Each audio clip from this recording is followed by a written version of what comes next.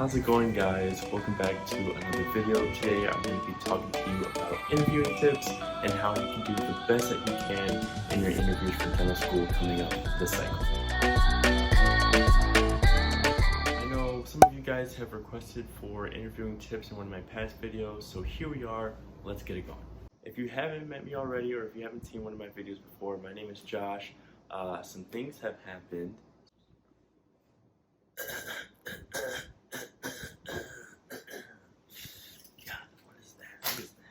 Yes, if you guys haven't seen already, I got accepted into dental school. I'm currently a D1 at the University of Illinois at Chicago.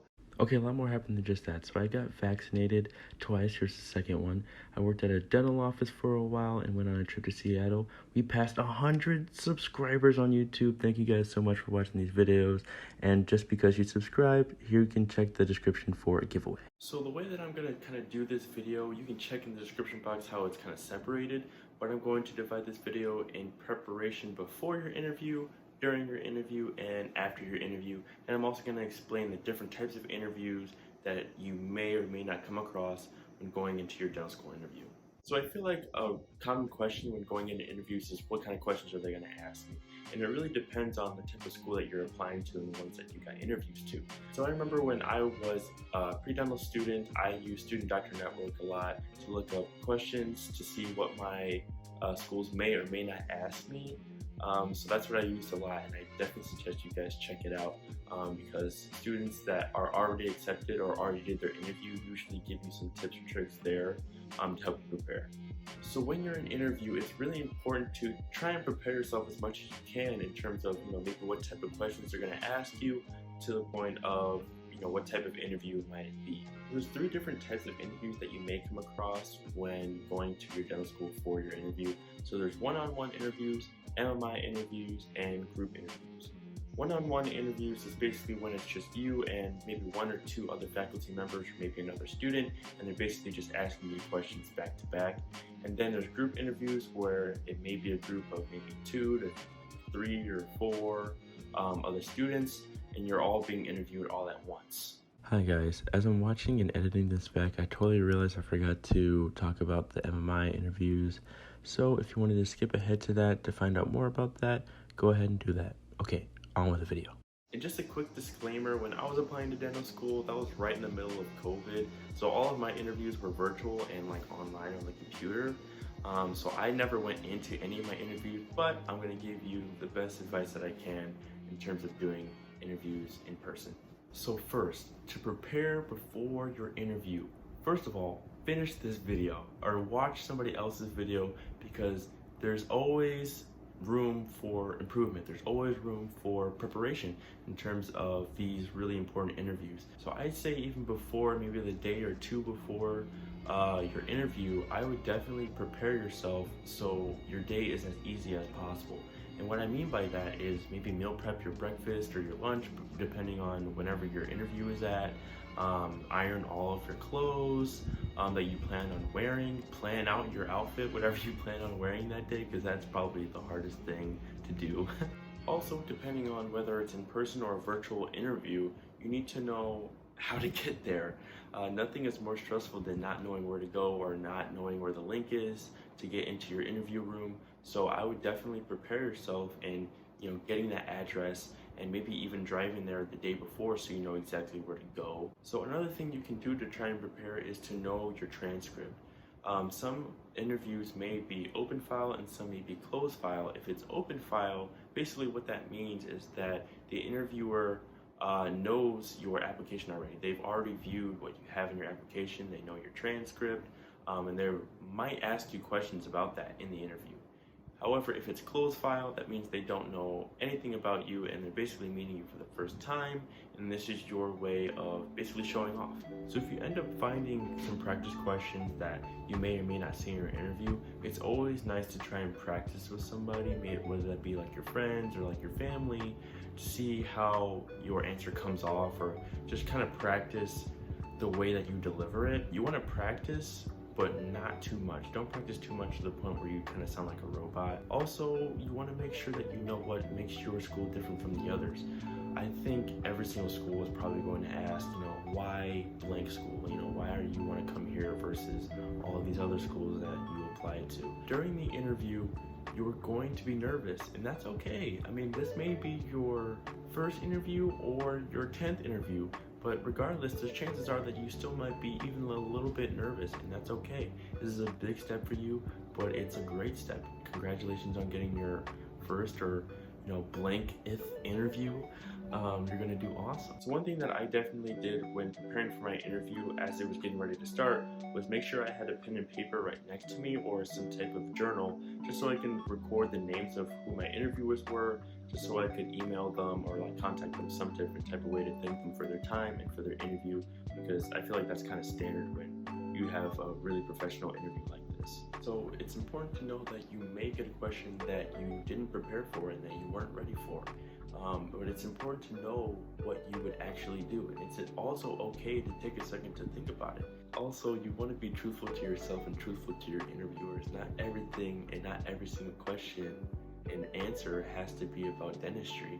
I mean, especially when they're asking you about your hobbies, you're not going to say, yeah, I shadow for fun. While they're also trying to get down to, what type of student you were, they're also trying to get to know who you are. I mean, you kind of passed the student portion already because you got the interview.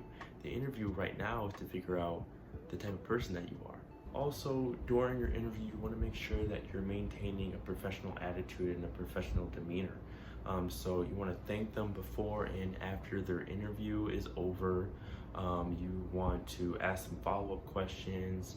You definitely want to try and keep a steady body, because I feel like if you're fidgeting or you're moving around, even if you're facing the computer and you're doing this the entire time, it's a little distracting, a little bit unprofessional towards your interviewer.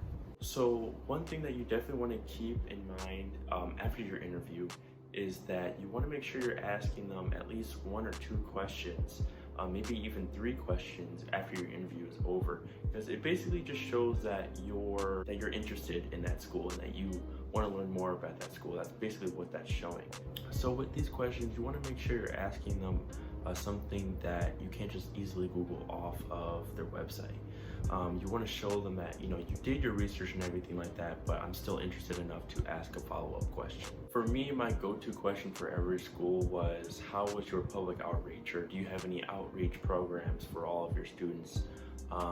Because that was something that was really important to me, giving back to the community, whether it be with dental care or doing something else involved with healthcare. And also, the last thing to do after your interview is over is to thank them for their time, because they definitely set time aside just for you to ask you questions about your life. So you want to thank them for giving you that opportunity and that time to basically show yourself off. So I'm going to go through each type of interview, kind of give you my 2 cents on each interview, and how I think you should kind of prepare for that. So from now on, I feel like all of my advice is just going to apply to virtual and in person from now on. So all right, here we go.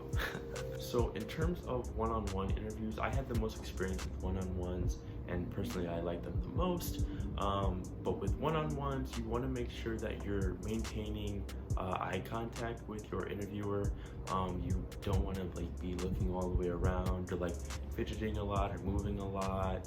You want to make sure that all of your attention is on them. Maybe when you're thinking, you can maybe look around a little bit, but you want to make sure you have all of your attention on them because they probably have all of their attention on you. Also, with one-on-ones, you want to make sure that you prepare yourself, I guess hygiene-wise. So if you're bringing a bag or something like that, you want to make sure you have maybe some floss or toothbrush or mouthwash.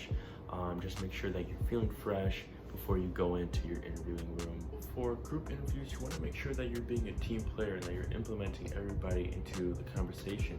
So if you know that you're maybe somebody that usually takes the back seat, maybe you try to step out of your comfort zone and say maybe a few things here and there just to make sure that you're contributing to the conversation and maybe to whatever they're talking about. Also, another good thing that you can do even before the interview starts is, chat with the people that are in the waiting room, because chances are if you get there early, you're going to be waiting a little bit because they might not be ready. So you want to make sure that you are conversating with the other students, maybe even take off a few nerves by having a little conversation, but also just building rapport and building good chemistry with the people that could potentially be in your group. So with MMI interviews or multi-mini interviews, you want to make sure that your answers are well thought out, but at the same time they're concise and straight to the point, because you only have a few minutes to get through all of those questions. So personally, I never did an MMI interview, but one of my classmates did an MMI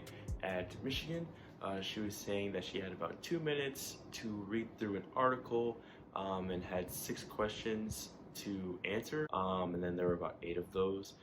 She also mentioned that most of them were about either ethics or healthcare, and I feel like with these interviews, there's no real right or wrong answer. At least that's what she was saying. They're pretty much just wanting to see how you'll respond to these kind of questions, especially when it comes to ethics and what you think about certain topics. So I know preparing for interviews is really stressful, and even if you're listening to this post-COVID and interviews are back in person, I'm going to link a bunch of other videos in the description and other links to help you prepare for your interviews whenever they come. So let me know what other videos you want to see, whether they have to do with dentistry or not. Until then, see you next video.